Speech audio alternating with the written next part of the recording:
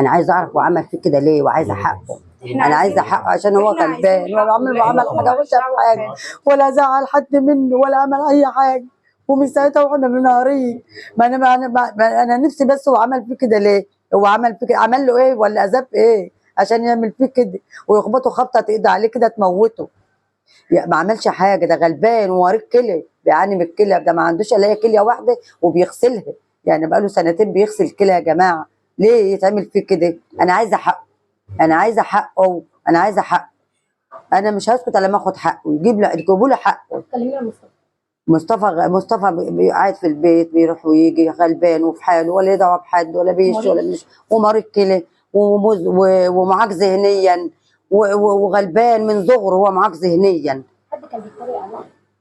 وكان بيسمع برضه تريقته، يعني ما كانش بيتكلم مع حد والله، وكان بيسكت، ما اهو كان بيبلع وخلاص، ما بيتكلمش، لا بيش ولا بينش اللي